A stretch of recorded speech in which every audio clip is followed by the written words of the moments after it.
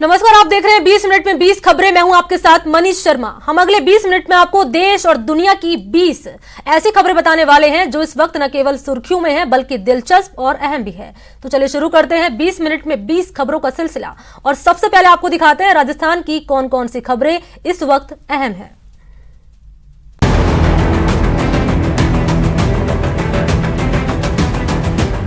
Car की ऐसी हालत हो गई है कि रूह कांप जाए। पुर्जा पुर्जा होकर कार इस कदर बिखर गई है कि पहचानना मुश्किल है कि ये कौन सी कार है।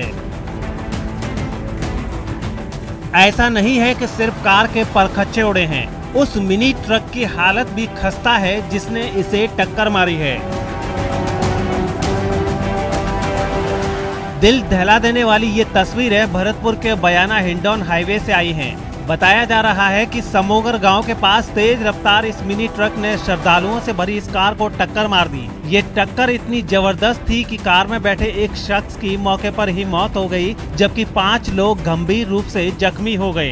गंभीर रूप से जख्मी लोगों में से एक को भरतपुर रेफर किया गया है, जबकि बाकी का इलाज पास के अस्पताल में हो रहा है। कार में सवार लोगों के बारे में पता चला है कि वो आगरा के रहने वाले हैं और वो करौली के कैला देवी मंदिर दर्शन के लिए जा रहे थे, लेकिन हिंडौन हाईवे पर उनकी कार को इस तेज रफ्तार मिनी ट्रक ने जोरदार टक्कर मार दी। छत का एक हिस्सा जमींदोज हो चुका है। मलबे का ढेर देखकर अंदाजा लगाना मुश्किल नहीं है कि अगर इसके नीचे कोई आ जाता तो क्या होता।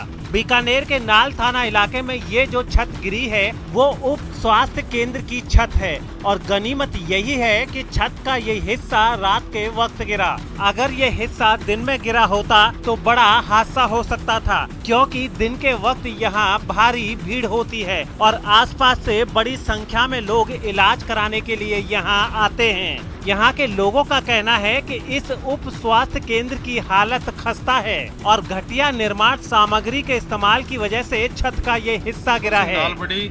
मोदी जी, आपसे निवेदन है कि ये घटिया निर्माण सामग्री की वजह से ये गिर गई, इसलिए इनकी सही जांच की जाए। उप स्वास्थ्य केंद्र नालबड़ी में सब सेंटर है, जिसकी ये इमारत कई सालों से जर्जर हो रही थी और अब रात को 1:05 पे गिर चुकी सारी पट्टियां अंदर से। अब बिजली गुल हो गई। सैकड़ों लोगों का ये जमावड़ा ये बताने के लिए काफी है कि ये लोग किसी खास मकसद के लिए एक जगह जमा हुए हैं और किसी मुद्दे पर गहन विचार विमर्श चल रहा है। सैकड़ों लोगों की भीड़ की ये तस्वीर भरतपुर जिले के रायपुर गांव की है। यहाँ गांव वालों ने एक महापंचायत बुलाई थी, जिसमें ये फैसला हुआ कि अगर 17 जनवरी तक उनकी मांगे नहीं मानी गई तो फिर 20 जनवरी को जयपुर आगरा हाईवे पर कॉलोनी के पास जाम लगा देंगे। दरअसल रायपुर गांव के लोग वन विभाग की जमीन से अतिक्रमण हटाने की कार्रवाई को लेकर नाराज हैं। इन लोगों की शिकायत है कि उनके रहने के प्रबंध किए बगैर और उन्हें जमीन का पट्टा दिए बगैर प्रशासन ने कुछ दिन पहले अतिक्रमण हटाने की कार्रवाई शुरू कर दी थी। इस कार्रवाई का विरोध करने पर पुलिस ने गाँव वालों पर आंसू गैस के गोले छोड़े और लोगों पर लाठीचार्ज किया। इस लाठीचार्ज के दौरान कई लोग जख्मी हुए। अब इन लोगों का कहना है कि प्रशासन ने अगर उनकी 3 मांगे, जिसमें पुलिस में दर्ज मुकदमे वापस लेने, दोषी अधिकारियों को निलंबित करने और वन भूमि पर रह रहे लोगों के पट्टे जारी करने की मांग शामिल है, नहीं मानी तो फिर वो जयपुर आगरा हाईवे जाम कर देंगे। किसान आंदोलन के खिलाफ महापंचायत, हाईवे को खाली कराने का अल्टीमेटम। अलवर के शाहजहांपुर बॉर्डर से आंदोलन कर रहे किसानों को हटाने के लिए आर पार के मूड में आ गए हैं।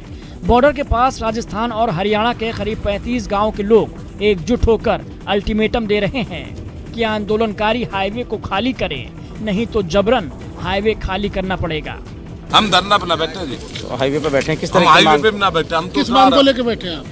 काम किए हमने तो मार्ग का रोड खुलवाना हमने तो। प्रशासन क्या कर रहा है वहाँ? प्रशासन कह रहा है ठीक है, रुक जा, बातचीत कर रहा है, ठीक है, अगर हम तो आर पार की लड़ाई होगी।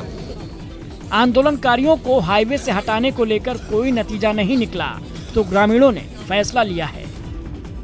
किसानों की राशन सामग्री रोकने का फैसला, आंदोलन स्थल तक आने जाने के रास्ते होंगे बंद, ग्रामीणों को चौपाल से जोड़ने का फैसला, धरना स्थल पर बाहरी लोगों के प्रवेश पर रोक। ग्रामीणों का आरोप है कि आंदोलन की वजह से उनका रोजगार और काम धंधा चौपट हो गया है। साथ ही रूट डाइवर्ट होने से गांव में वाहनों को आवागमन बढ़ गया है आए दिन दुर्घटनाएं हो रही हैं।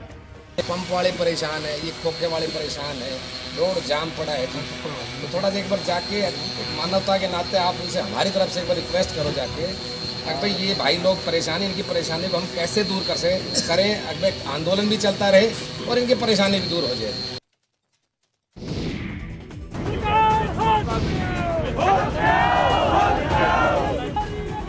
राजस्थान के 11 लाख से अधिक बीएड और बीएसटीसी डिग्रीधारी युवाओं के 4 साल का इंतजार अब खत्म हो गया है। राजस्थान माध्यमिक शिक्षा बोर्ड की ओर से राजस्थान शिक्षक पात्रता परीक्षा यानी रीट के लिए आवेदन प्रक्रिया की शुरुआत हो गई है। ऑनलाइन आवेदन के लिए अभ्यर्थी बोर्ड की वेबसाइट पर ऑनलाइन आवेदन कर सकते हैं। आपको बता दें कि रीट के लिए आवेदन की अंतिम तिथि 8 फरवरी है और इस बार ये परीक्षा 25 अप्रैल को 2 पारियों में होगी। पहली पारी सुबह 10 बजे से 12:30 बजे और दूसरी पारी दोपहर 2:30 बजे से शाम 5 बजे तक चलेगी। रीट के परिणाम के बाद सरकार 31,000 पदों पर तृतीय श्रेणी शिक्षक भर्ती करेगी। इससे पहले वर्ष 2017 में रीट का आयोजन हुआ था। इसके बाद से ही रीट के आयोजन का इंतजार किया जा रहा था। कोरोना संकट की वजह से राजस्थान में लॉकडाउन के शुरुआती दिनों में भले ही नौकरियों पर लॉक लग गया हो, लेकिन बाद में नौकरियां अनलॉक हो गयीं। आपको बता दें कि पिछले साल मार्च से दिसंबर तक प्रदेश सरकार ने 25,386 युवाओं को अलग अलग भर्तियों में नियुक्ति प्रदान की है। इनमें एलडीसी भर्ती, वरिष्ठ अध्यापक भर्ती जैसी बड़ी भर्तियां भी शामिल हैं। इसके अलावा नई भर्तियां निकालने का भी सिलसिला चलता रहा। मार्च से दिसंबर तक सरकार ने अलग अलग विभागों में 6,657 पदों के लिए नई भर्तियां निकाली। कोरोना संक्रमण का धीरे धीरे असर कम होता जा रहा है। ऐसे में अब युवाओं को 31,000 पदों पर तृतीय श्रेणी शिक्षक भर्ती शुरू होने और पटवारी भर्ती की परीक्षा तिथि घोषित होने का इंतजार है। कोरोना संकट के दौरान सरकार ने नौकरियां देने और नई भर्तियां निकालने के साथ साथ कई भर्तियों की परीक्षाएं भी आयोजित की। इस दौरान लोग अलग अलग विभागों की 9,443 पदों पर भर्ती के लिए परीक्षा का आयोजन हुआ। पुलिस विभाग ने 5,438 पदों के लिए कांस्टेबल भर्ती परीक्षा आयोजित की। कर्मचारी चयन बोर्ड ने 1,235 पदों की जेईएन भर्ती, 70 पदों की कृषि अन्वेषक भर्ती और 700 पदों की लाइब्रेरियन भर्ती की परीक्षाओं का भी आयोजन किया। हालांकि इनमें से जेईएन का पेपर आउट होने से अभ्यर्थियों की मेहनत पर पानी जरूर फिर गया। इसके अलावा 2,000 पदों की चिकित्सा अधिकारी भर्ती की परीक्षा का भी आयोजन हुआ। शहरी जनता की समस्याएं जल्द दूर होगी, पेंडिंग कामकाज पूरे होंगे, कॉलोनियों के नियम की राह खुलेगी, क्योंकि गहलोत सरकार 7 साल बाद एक बार फिर प्रशासन शहरों के संग अभियान की शुरुआत करने जा रही है। यूडीएच मंत्री शांति धारीवाल ने इसके लिए अफसरों की 3 कमेटियों का ऐलान कर दिया है। जनता को ज्यादा से ज्यादा राहत दी जा सके, इसके लिए इन कमेटियों को अभियान की रूपरेखा तैयार करने को कहा गया है। इस अभियान का मुख्य लक्ष्य होगा, जहां सालों से लोग बसे हैं उसे वहां की जमीन पर बने भवनों का पट्टा देना और निकायों के रेवेन्यू को बढ़ाना। हम वो रेवेन्यू बढ़ाने के लिए और जनता को राहत देने के लिए जिस तरीके से प्रशासन शहर की ओर चला था 2012-2013 में, तो जो पॉइंट्स उसमें दिए गए थे उनको तो लेंगे ही लेंगे, लेकिन उनके अलावा भी जो है नई नई जो समस्याएं आई हैं उन समस्याओं को हल करने का भी जो है अब वो प्रयास चालू किया है। उसमें टाइम लगेगा, 5-6 महीने लगेंगे उसकी तैयारी में। उसके बाद में फिर वो प्रशासन संघ की ओर से लगा तो उसमें सबकी रेवेन्यू बढ़ेगी, जेडीए की रेवेन्यू नहीं, छोटी छोटी नगर पालिकाओं की भी रेवेन्यू बढ़ेगी। इस अभियान में शामिल किए जाने वाले विषयों को लेकर तैयारी की जा रही है। इसके लिए कमेटियों को कई बायलॉज और नियमों का अध्ययन कर उनमें आवश्यक संशोधन करने को कहा गया है। कमेटियों से 5 फरवरी 2021 तक रिपोर्ट मांगी गई है। इस तरह जल्द ही प्रशासन शहरों के संग अभियान की शुरुआत होगी, जिससे लोगों को राहत मिलेगी और निकायों का खजाना भी भरेगा।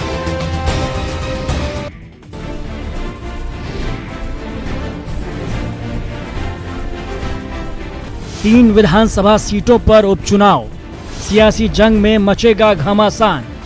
2 सालों में सरकार की वादा खिलाफी, जिसमें किसान कर्जा माफी, बिजली का, भ्रष्टाचार, बेरोजगारी, ये तमाम मुद्दे हैं, कानून व्यवस्था, ये सारी चीजें सरकार के खिलाफ जाती हैं। ये वो वजह हैं जिनके दम पर बीजेपी 3 विधानसभा सीटों पर होने वाले उपचुनाव में अपनी जीत को लेकर आश्वस्त नजर आ रही है। प्रदेश बीजेपी अध्यक्ष सतीश पूनिया अपनी पार्टी की जीत को लेकर दावे करते नहीं थक रहे। मैं पक्का दावा करता हूं, दावा ही नहीं भरोसा है कि हम तीनों जगह जीतेंगे। बीजेपी के प्रदेश अध्यक्ष सतीश पूनिया की अगुवाई में 3 विधानसभा सीटों पर होने वाले उपचुनाव को लेकर पार्टी कार्यालय में बैठक हुई। निकाय और विधानसभा उपचुनाव तैयारी को लेकर बैठक में केंद्रीय मंत्री अर्जुन मेघवाल, उपनेता राजेंद्र राठौर, संगठन महामंत्री चंद्रशेखर, सांसद सीपी जोशी समेत कई बड़े नेता शामिल रहे। हालांकि ये उपचुनाव पूनिया के नेतृत्व की अग्नि परीक्षा भी साबित होगी। तो चलिए 20 मिनट में 20 खबरों में आपको दिखाते हैं अब दूसरे प्रदेश की खबरें।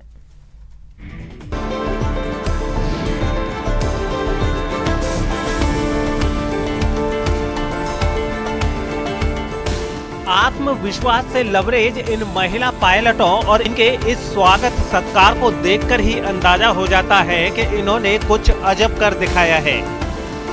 दरअसल एयर इंडिया की इन महिला पायलटों ने दुनिया के सबसे लंबे हवाई मार्ग नॉर्थ पोल पर उड़ान भरने का कीर्तिमान रचा है।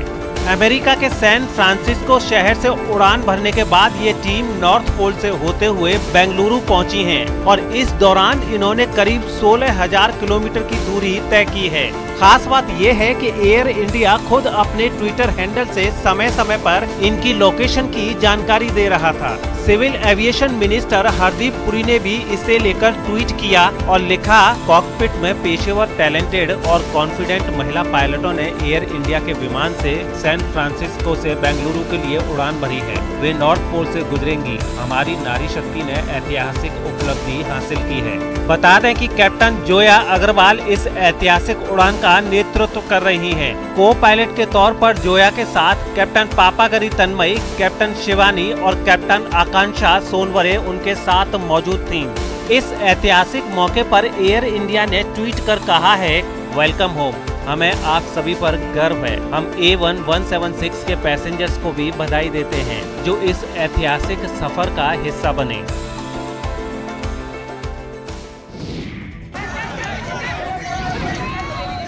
कृषि सुधार कानूनों के खिलाफ किसानों के आंदोलन में कई रंग देखने को मिल रहे हैं। इसी कड़ी में दिल्ली गाजीपुर बॉर्डर के NH 9 पर दंगल का आयोजन किया गया। इसमें देश भर से पहलवान आए, इनमें महिला पहलवान भी शामिल थीं। दिल्ली गाजीपुर बॉर्डर पर किसानों के आंदोलन को 1 महीने से ज्यादा हो गया है। ऐसे में किसान आंदोलन में कई रंग देखने को मिल रहे हैं। इसी कड़ी में दिल्ली गाजीपुर बॉर्डर NH 9 पर एक दंगल का आयोजन किया गया, जिसमें देश भर से पहलवान आए, जिनमें महिला पहलवान भी शामिल थीं। इस दंगल को देखने के लिए हजारों की तादाद में किसान भी इकट्ठा हुए थे। वहीं जीतने वाले पहलवानों को जीत के बाद पुरस्कार भी दिए गए।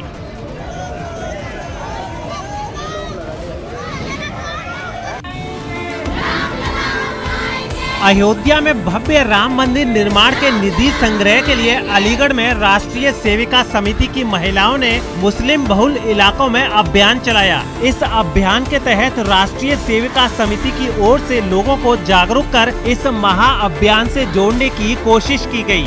शहर के ऊपरकोट और किला का नगला इलाका में महिलाओं ने ये यात्रा निकाली। इस दौरान महिलाओं ने जय श्री राम के नारे भी लगाए।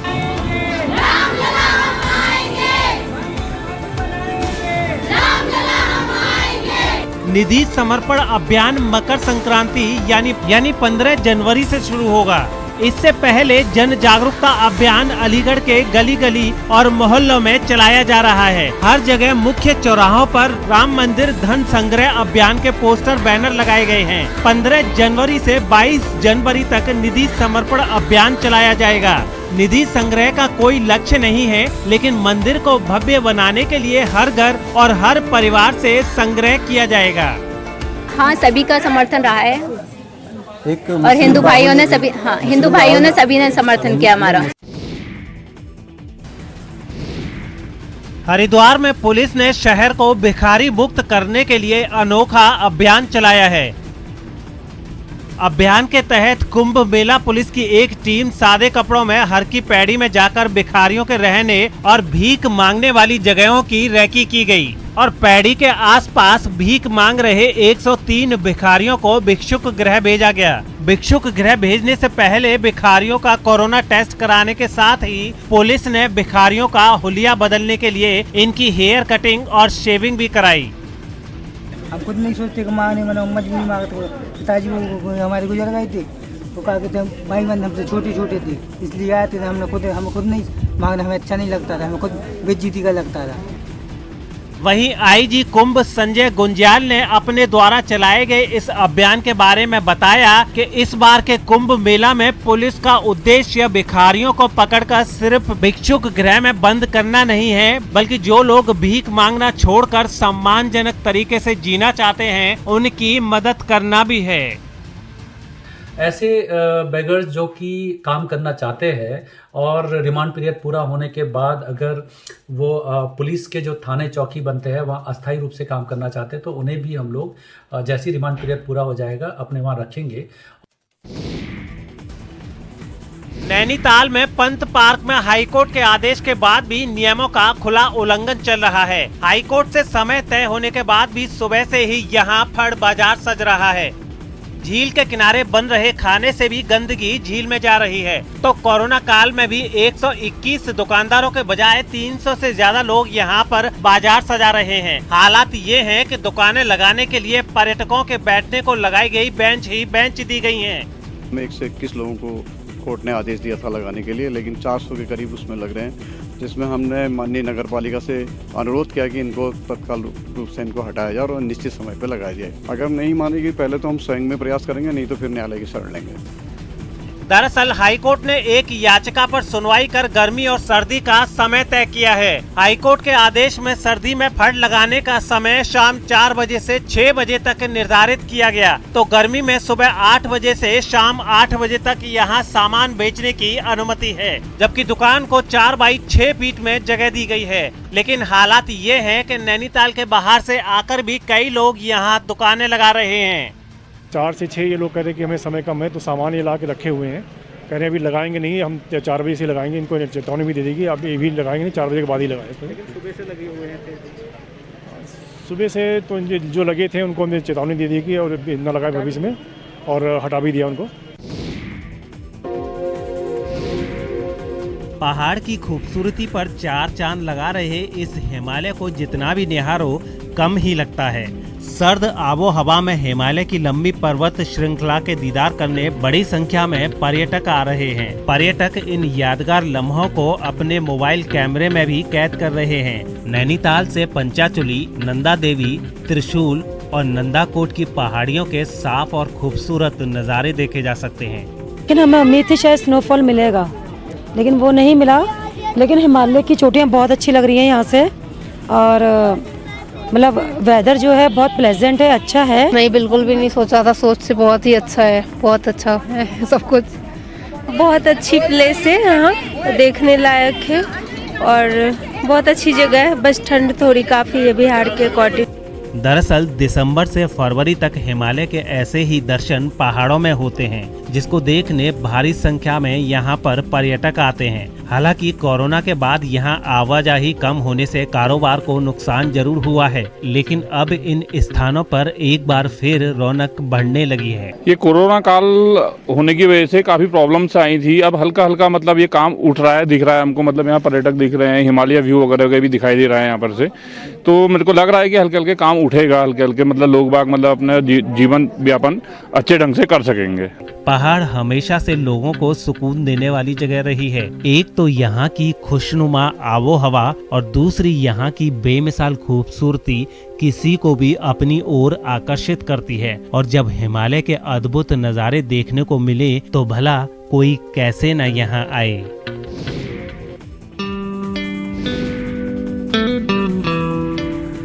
करीब 5000 मीटर की ऊंचाई पर होने वाला यारसा गंबू कई मायनों में कारगर है। दवाइयों से लेकर इसका इस्तेमाल ऊर्जावर्धक के रूप में होता है। दुनिया में इसकी पैदावार देखें तो अकेले चीन में 95% यारसा गंबू पैदा होता है, जबकि भारत में 2%, नेपाल में 1.5% यारसा गंबू पैदा होता है। यारसा गंबू के इस्तेमाल की बात करें तो सबसे अधिक इसका उपयोग चीन करता है, जबकि जिस ताइवान में इसकी पैदावार बिल्कुल भी नहीं है, वहाँ इस पर शोध और इसका उपयोग जमकर हो रहा है।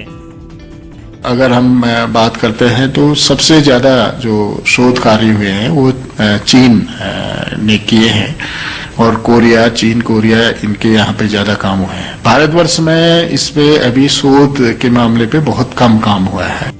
जीबी पंत संस्थान की स्टडी में ये पाया गया है कि बायोकेमिकल के लिए चीन 61%, ताइवान 17%, हांगकांग 5% और भारत में सिर्फ 2% ही इस्तेमाल हो रहा है। यार्सा गंबू से बायोमेडिसिन बनाने में भी चीन का ही दबदबा कायम है, जबकि दूसरे नंबर पर ताइवान और तीसरे पायदान पर जापान है। वहीं मॉलिक्यूलर बायोलॉजी के क्षेत्र में भी चीन पहले पायदान पर है।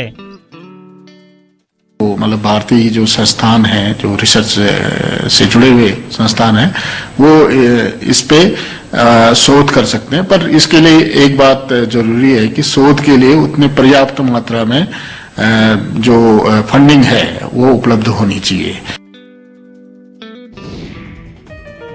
एमपी की राजधानी भोपाल में इन दिनों स्पोर्ट्स वियर नहीं बल्कि धोती कुर्ते में ही क्रिकेट खेला जा रहा है। साथ ही मैच के दौरान कमेंट्री हिंदी अंग्रेजी नहीं बल्कि संस्कृत भाषा में की जा रही है। अद्भुतम अद्भुतम अद्भुतम।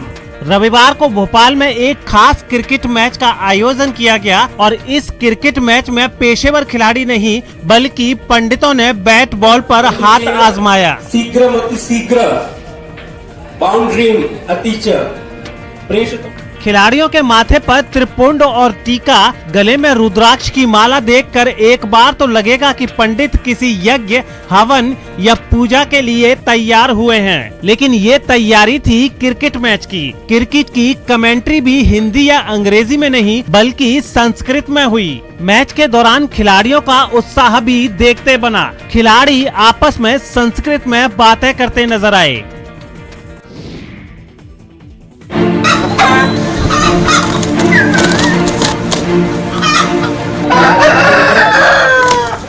तस्वीरें तमिलनाडु के रामनाथपुरम की हैं, जहां इन मुर्गों को लड़ाई के लिए तैयार किया जा रहा है। आपस में इन्हें भिड़ाकर ये देखा जा रहा है कि ये मुर्गे लड़ भी सकते हैं कि नहीं। प्रतिद्वंदी मुर्गे को मात देने की क्षमता इनमें विकसित हुई है कि नहीं। दरअसल ये सारी तैयारी पोंगल त्योहार के दौरान आयोजित होने वाली कॉक फाइट के लिए हो रही है। तमिलनाडु में पोंगल पर खास तौर पर कॉक फाइट का आयोजन किया जाता है और इस आयोजन को लेकर तमिलनाडु के लोगों में खासा उत्साह देखा जाता है।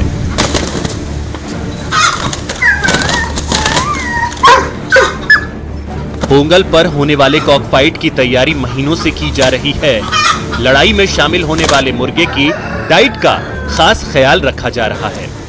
इन मुर्गों की मालिश भी रोजाना हो रही है। इनकी ताकत को आजमाने के लिए फाइट का मॉक ड्रिल भी किया जा रहा है और प्रतिद्वंदी को परास्त करने वाला योद्धा तैयार किया जा रहा है। तो 20 मिनट में 20 खबरों में आपको दिखाते हैं अंतर्राष्ट्रीय जगत की खबरें। वैक्सीन भले ही आ गई हो, लेकिन कोरोना वायरस लगातार रूप बदल रहा है। ये बेहद संक्रामक होता जा रहा है। ब्रिटेन और दक्षिण अफ्रीका के बाद अब जापान में कोरोना वायरस का एक नया म्यूटेंट स्ट्रेन मिला है। विशेषज्ञों ने चेतावनी दी है कि कोरोना वायरस का ये नया स्ट्रेन ब्रिटेन में मिले स्ट्रेन की तरह से ही बहुत ज्यादा संक्रामक है। कोरोना वायरस का ये नया स्ट्रेन अब तक नहीं देखा गया था, लेकिन ब्राजील में लगे 4 लोगों में इसे पाया गया है। जापानी मीडिया की रिपोर्ट के मुताबिक ये संक्रमित यात्री 2 जनवरी को ब्राजील से जापान के हनेदा एयरपोर्ट पर उतरे थे। इन लोगों में महिलाएं और पुरुष दोनों ही शामिल हैं। इन सभी लोगों का एयरपोर्ट पर टेस्ट करवाया गया था और अब रिजल्ट पॉजिटिव आया है। जिन 3 लोगों में कोरोना वायरस का नया स्ट्रेन पाया गया है, उनमें सांस लेने में दिक्कत, बुखार और गले में दिक्कत देखी गई है। अभी तक मिली जानकारी के मुताबिक जापान में मिले कोरोना का ये नया स्ट्रेन अभी विकसित हो रहा है और इस वजह से वो कितना संक्रामक है इसका पता नहीं चल पाया है। अभी तक ये भी पता नहीं चल पाया है कि पूरी दुनिया में जो वैक्सीन लगाई जा रही है वो इस नए स्ट्रेन के खिलाफ कारगर होगी या नहीं। जापान में फिलहाल हर रोज कोरोना के करीब 7,000 मामले सामने आ रहे हैं और वहां 4,000 लोगों की मौत हो चुकी है। तो बुलेटिन फिलहाल इतना ही। नमस्कार।